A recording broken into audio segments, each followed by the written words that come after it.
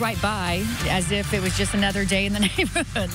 New tonight, an unsuspecting thief caught on camera burglarizing homes. What's different about this crime and why neighbors feel targeted? The state is taking action against a wedding makeup artist accused of leaving brides in limbo on their wedding days. How they are trying to stop her from operating. And deadly and devastating tornadoes sweep across Middle Tennessee overnight, killing at least 22 people and leaving behind a trail of destruction. This is RTV6 News at 5, working for you. Right off the top here, breaking news now from the northeast side where rescue crews are removing a body from Fall Creek. You're looking at live pictures from the scene on the 4100 block of Fall Creek Parkway. Police are on scene. They're investigating as you see, but it's unclear at this point if foul play is suspected. We will stay on this scene. We'll bring you updates as we get them here on RTV6 and on the RTV6 app. Right now at 5 o'clock, a pattern of crime from unsuspecting thieves in an Indianapolis neighborhood. Take a look at this Ring video captured by people in the Central State neighborhood just west of downtown. And you see a man dressed in a yellow reflective vest walking off with someone's TV. RTV6's Stephanie Wade is working for you and talking with neighbors who feel they are being targeted. Ring video appears to show the same suspect wearing a yellow reflective vest like this one, stealing items from people's homes and front porches. At first, people say he looked unsuspecting since the area is under construction right now. Video after video shows a suspect wearing reflective gear walking away with items in the Central State neighborhood. Neighbors tell me it's been happening 2 to 3 times a week. We found several police reports from the past 6 weeks alone for theft in the area. In Joanne Sergi's case, the suspect stole her TV from inside her house. They obviously are seeing what's going on. They're watching people, or they're just probably walking the streets to see an opportunity, and they're taking it. Police are aware of this issue, but Sergi and others just want the thief caught. Show a presence there and kind of give us some advice and reassure us that they are watching the area and that they hope to catch some of these people because it's really brazen, some of the acts that they're doing. Working for you, Stephanie Wade, RTV6. And IMPD says all of these cases are being looked into. They are also adding extra patrols in the area to protect homeowners as they do when crime increases in any area. Despite warnings from Indigo and local organizations, the Indiana Senate today voted to advance a bill that could delay or halt implementation of the blue and purple lines and the expansion of mass transit in Indianapolis. The bill would force Indigo to raise 10% of its new development funding from private donations. Right now, the 10% mandate is already law, but so far consequences haven't been enforced. This bill would take away 10% of the funding for the organization if it doesn't raise the money, which adds up to about $5 or $6 million. Indigo President Inez Evans says if this becomes law, Indigo would have to make some difficult decisions ahead. We may have to consider how we're going to have to roll back some of the changes. We may decide that as a board that we cannot afford to roll out the June service plan as originally proposed. The Senate passed the bill 43-7. Former Indianapolis mayor candidate Jim Merritt was the only Republican to vote against it. The bill now goes back to the House with likely more discussion ahead. From our Call 6 Investigates team, the Attorney General's office has filed a lawsuit against a makeup artist accused of leaving brides in limbo on their wedding days. Yeah, our Kara Kenny exposed Karen Hall's business practices last year, and she joins us now with these latest developments tonight. Kara. Thank you, Mark and Amanda. The Attorney General's office filed this 23-page lawsuit against Karen Hall and her company in Hamilton County Court. It accuses the wedding makeup artist of representing herself as a licensed cosmetologist when she hasn't been licensed in Indiana for at least 20 years. Hall's storefront was located in Allisonville Road in Fishers, but is now closed. As Call 6 Investigates first reported in February 2019, brides say Karen Hall failed to show up on their wedding days, leaving them in limbo. We also talked to former contractors who work for Hall but say they didn't get paid. The Attorney General's lawsuit alleges Karen Hall violated numerous laws, including the Indiana Deceptive Consumer Sales Act. The state is seeking more than $5,000 in restitution for 6 consumers, including brides featured in our Call 6 investigation. Karen Hall didn't respond to our request for an interview. When we showed up to a court hearing, Karen dodged our cameras, eventually emerging with court bailiffs by her side. There are brides and contractors that say you owe them thousands of dollars. Are you going to pay people back? What do you want to say to the brides that say you canceled on them right before their wedding day? What do you want to say? Hall then showed us an obscene gesture before she drove off. Hall filed for bankruptcy just last week, and it's unclear how that will impact the Attorney General's case against her. We are reaching out to Hall's bankruptcy attorney for comment, and no attorney is listed for Hall in the state's lawsuit. The Attorney General's office is also asking a judge to stop Karen Hall from owning, operating, or managing any Indiana company that offers cosmetology services. Back to you. Quite the story, Kara. Thank you for that. Well, the winds have picked up across Indiana this afternoon, but nothing like they experienced overnight in Tennessee. Tornadoes ripped across that state overnight, and at this hour, at least 22 people are dead from that. We had thunderstorms last night, non-severe, because we were on the colder side of the weather system. Let's go down into Tennessee, and I'll have more on the timeline in a second, but our Scripps station in Nashville interviewed one person. This is Juliet, Mount Juliet, east of Nashville by about 30 minutes. He just said, it's unrecognizable. It's completely different than so it was that has to be yesterday. Weird when it's your community and you can't quite piece it together after this storm. Surveys are ongoing. This is rated an EF3 tornado with winds of around 160 miles per hour. Don't have the total path on that. So that's the tornado east of Nashville. Let's go to Nashville last night.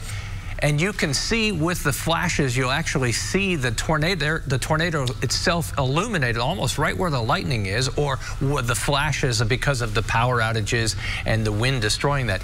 This is about the 12th floor of somebody's balcony, but there's all kinds of pictures from people that are staying in hotels. And Kevin, of course, this rolled across the Nashville area during the nighttime hours, so people had no idea what the damage really looked like until sunrise. And that's another reason you have to have weather radio or an app that will wake you up in the middle of the night. Storm Shield app is one of those. I'll talk extensively about that at 6 o'clock. I just want to go back in time. The tornado reports came in the early evening. The first one about 6:20 in southeast Missouri. The cluster of storms then moving to the east from there. First tornado touchdown in the state a little after 11 o'clock west of the East Nashville tornado, which was at 12:41 a.m. and then it was about 2 a.m. in the eastern portion of the state, and as we mentioned, nearly 24 fatalities. Victor Okendo has the latest. The deadly path of a violent tornado. At least 2 confirmed tornadoes touched down in Nashville, wreaking havoc as they tore across the city. Daylight bringing with it the full scope of the devastation in central Tennessee. So I looked up and noticed like the funnel cloud. You saw the funnel cloud? Yeah, I've seen it. The number of dead around 24, with many more still missing. Emergency crews working to clear debris-filled streets after at least 45 buildings collapsed in Music City. Our heart breaks for those whose lives were changed in an instant last night. Homes eviscerated on one side of the street, but still standing on the other. I mean, we've been through lots of tornado warnings and never thought that this would happen. It's just shock.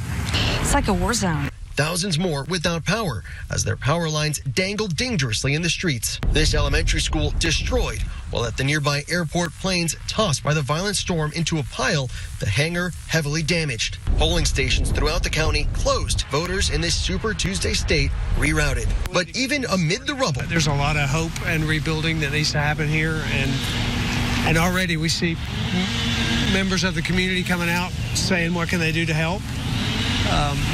That's hope. Victor Okendo, ABC News, Nashville.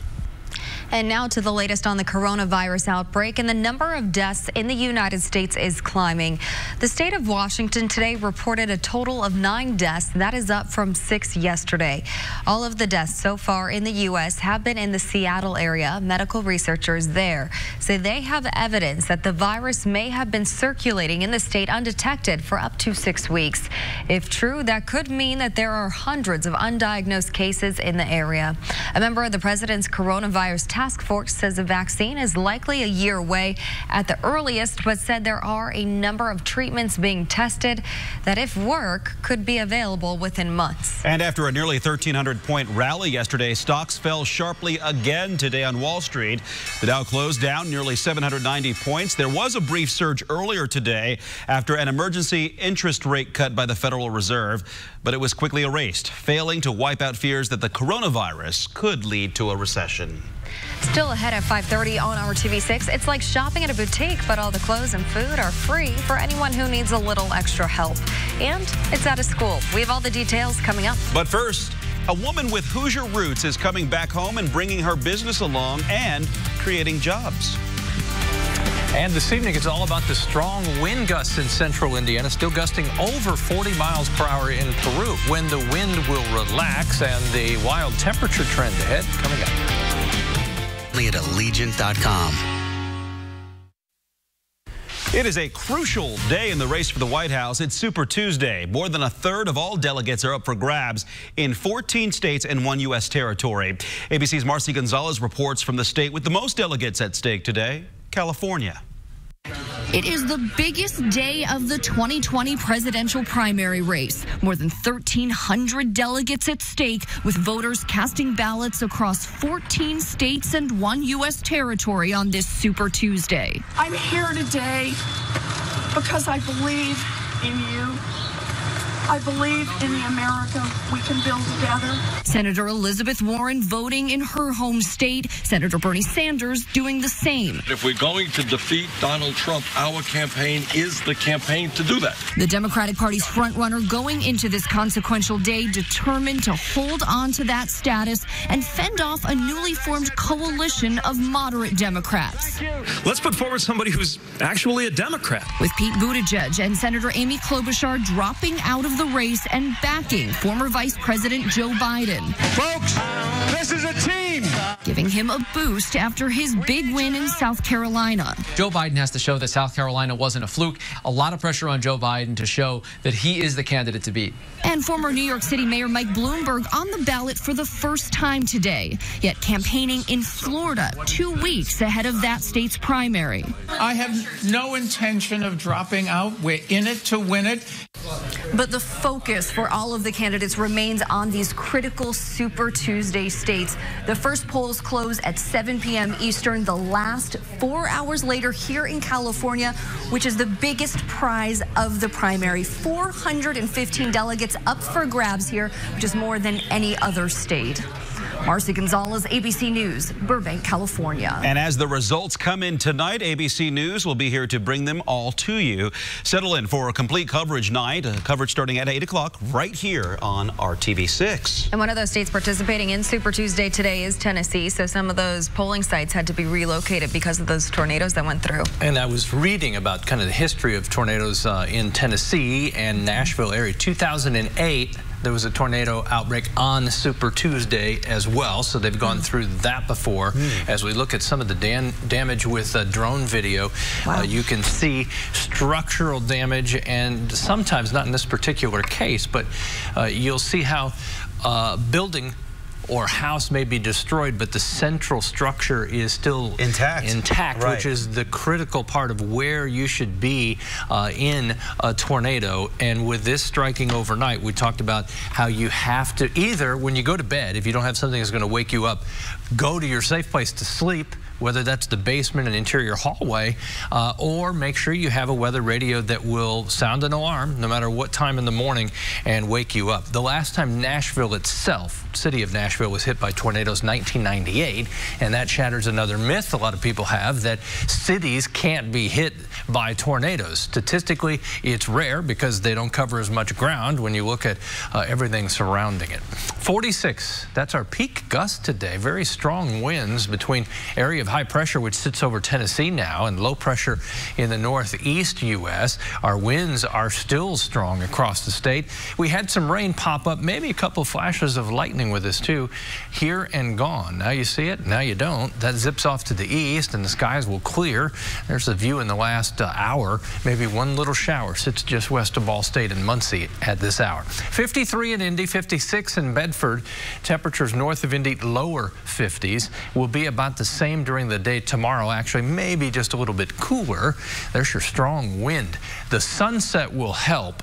That will drop the gusty part of the winds. We'll still see gusts over 20 miles per hour, and that will still be around during the day tomorrow. These are your wind gusts overnight. You can see the lull there during the overnight hours, but they'll start to pick back up as we go through the day tomorrow. That looks like a Great Pyrenees to me, and I say hello to winter. What a perfect name. And, winter, we didn't really have one, did we? It takes up the whole bed. Yeah, that's right. I don't know if there's somebody in there. I think so. I think he's waking somebody up, or she is waking somebody up. Through the evening hours, temperatures, they stay in the 40s and the showers are moving away. Thanks for sending in the picture, Brittany. Skies will be clear overnight. Temperatures drop into the 30s. During the day tomorrow, windy once again. Temperatures struggle to make it into the lower 50s for an afternoon high. Not a bad struggle to have because our average temperature is in the upper middle 40s. 7 a.m. tomorrow, some snow. Chicago into lower Michigan. We could have a couple of sprinkles or rain showers. Lafayette, Peru, Logansport, Marion. That quickly is out of the way, though, during the day tomorrow. And the wind, again, will be strong from southwest to northwest late in the day. Temperatures as we get to Thursday, they're in the low 40s, or low 50s, excuse me, and we're dry. Looking for some real warmth, we'll find it. We've got that 20% chance of a shower early on Friday. Temperatures over the weekend make that full 10-degree jump from Saturday to Sunday. Sunday's high 58, still in the 50s Monday and Tuesday. The difference is rain will move back in. So our trend for above average temperatures this month with above average precipitation continues to play out in the 70s. And Sunday we get to enjoy that extra daylight. Loving that. All right. Thank you, Kevin. Well, welcome to Indianapolis, all you basketball fans who will be attending the Women's Big Ten tournament. It gets underway tomorrow at Bankers Life Fieldhouse. The first game tips off at 2, Illinois versus Wisconsin. Then Penn State takes on Minnesota. Purdue tips off at noon Thursday against Michigan State. It's the first of 4 games on Thursday. The IU women don't play until Friday. A farm is a place to grow, but this one doesn't grow plants and animals. It helps grow ideas. The local school nurturing young minds and creativity to help prepare students for jobs of the future. Next. Hiring Hoosiers only on RTV6. Hello to you. I'm Julie Grant with Court TV, and all eyes will be on Robert Durst's murder trial yet again. The infamous real estate heir is preparing to face murder charges for the second time. No double jeopardy here. This is a different case, but one with facts that are linked to the first case. The 76-year-old multimillionaire is accused of murdering his best friend and former publicist Susan Berman in the year 2000. Police believe that he killed her because she had witnessed a crime. Durst was acquitted in Texas of the 2001 killing of his former neighbor, Morris Black. Prosecutors believe that Durst murdered Black because he discovered Durst's true identity. Durst had fled to Texas and was disguising himself as a mute woman after his first wife, Kathleen, mysteriously disappeared from New York City in 1982. If convicted in this California case, Durst could spend the rest of his life in prison. Opening statements are set to begin tomorrow. Stay with Court TV for live gavel-to-gavel coverage of this case and all of America's most compelling criminal trials. I'm Julie Grant. Now back to you in the studio. And as Julie said, you can learn more about other cases around the nation right now at courttv.com. Hiring Hoosiers is RTV6's focus on linking you to skills, resources, and jobs that are right for you. And we love to find ways that education can take you into a career. RTV6's Kelsey Anderson joins us from Westfield High School with the details on a unique program that's not only allowing students to be creative, but to possibly find their future career path. Right now, I'm in what's called the Idea Farm at Westfield High School. It's a place with laser printers, 3D printers, and basically anything a student could need to create cage-free ideas. The Idea Farm is a makerspace for all students in Westfield to come and make something. It can be made from wood, plastic, fabric, and even computer code. Basically, any idea a student may have can be made right here. While it is a place for students to be creative, it's also teaching them to embrace new technologies, something innovation specialist Joel Brunn says is important because the workforce today is a lot different than in years past. It used to be you could pick a field, you could pick a lane, and you could focus on that for the next 30 years, and that was it. You keep your blinders on, you sit at your desk, and you do that thing. That's not the way work is anymore. You're asked to be much more of a generalist in the workforce. You're asked to be creative in almost every field. Brunn says he hopes that other schools will pick up this model because the traditional classroom isn't always the best learning environment for every student. Working for you, Kelsey Anderson, RTV6. Coming up on the news at 6, hear from a student who changed his career path after utilizing the 3D printer in the Idea Farm. A woman-owned small business moving its headquarters from Massachusetts to Indiana will also create jobs here. Boston International is a design-driven home decor business. It announced plans today to relocate its headquarters from Boston to French Lick and create up to 50 new jobs by the end of 2023. The company specializes in wholesale paper, table linens, tabletop accessories, home decor, gifts, and stationery. It will invest more than $3.6 million to renovate and equip an existing facility in French Lick. It's expected to be fully operational by July 1st. The owner and president is originally from southern Indiana and said she always hoped to return. All new at 6 p.m., neighbors are upset about a new development in one part of Indianapolis, why they are concerned and what they plan to do about it. A Franklin coffee shop is serving up more than just a cup of joe. We'll tell you how they're saving families.